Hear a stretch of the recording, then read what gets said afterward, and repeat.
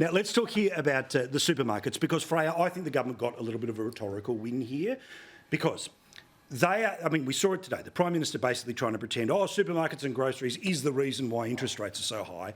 Garbage. I've already listed the basket of goods that actually go in to all of that. And last time I checked, Coles and Woolies not involved in housing, not involved in transport, not involved in insurance, let alone, of course, tobacco, which the government is involved in, and they keep putting up the taxes. But whatever, all right? But the question here is that if you're able to have an allegation of a certain bad behaviour in and around pricing, then the evil moustache is able to be shoved straight onto them, and Labor will do that as what they think is the chief example of cost of living. But that poll showed us that that's only true for a quarter of people who say cost of living is the number one issue. Labor will find absolutely anyone and anything to blame other than themselves. Correct. 2 weeks ago, it was the RBA. It was all the RBA's fault, the cost of living, the interest rates, all the RBA's problem.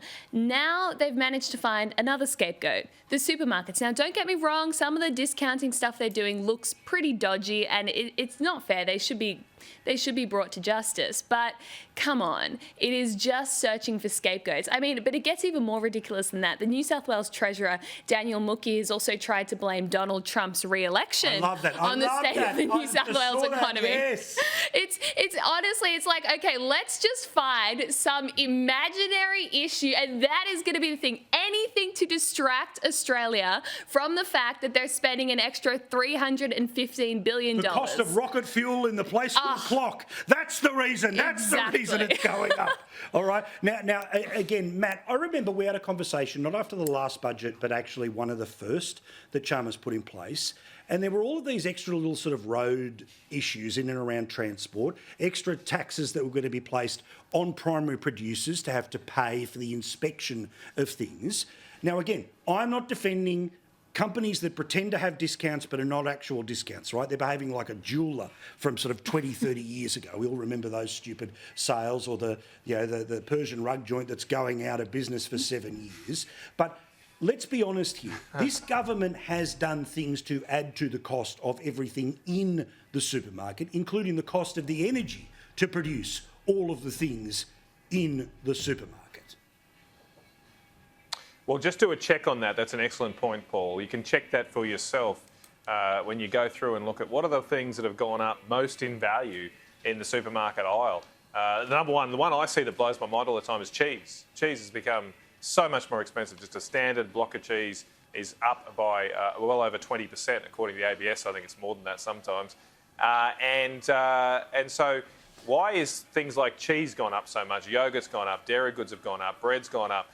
The products that have all are processed and use a lot of energy, like milk, like cheese, they've gone up more than other things like fresh fruit and vegetables, fresh beef. All those things haven't gone up as much. They typically go up and down in cycles. But the stuff that needs energy, needs to stay refrigerated, needs to be processed, that's gone up by a fortune. And it's gone up because of this government's terrible energy policies that have taken a country with beautiful and bountiful energy supplies, some of the lowest power price in the world, and now we're basically at the other end of the spectrum there. So we're all paying for that. And obviously the Prime Minister's looking for a life-saving raft here because of that.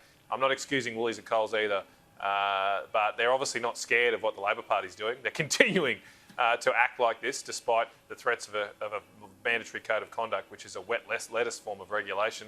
I do think we need tougher competition laws, real competition laws, like what Peter Dutton and us are proposing to introduce divestiture powers here like the rest of the world has. I think we then get a change of behaviour from the major supermarkets. But also, there's another issue here too, right? And Peter Malinauskas, I'll never forget, Peter Malinauskas, People's Forum, week before the South Australian election, okay?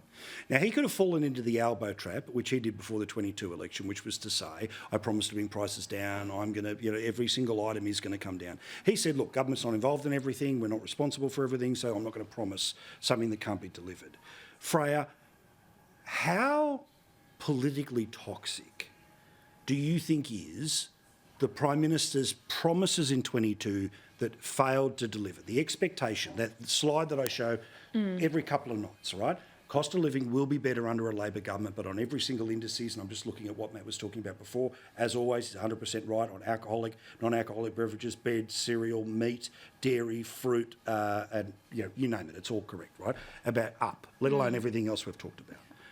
We talk about it, we're aware of it, but how potent do you think it is in the general community that they were promised something better, or is that just something that those of us that follow the detail are aware of? Well, I hope it's not. And I think we do. Well, it's hard to tell because we live in this politics bubble, and anyone watching this program right now. We count the grains of sand on the beach. Other people just drive past the beach. Exactly.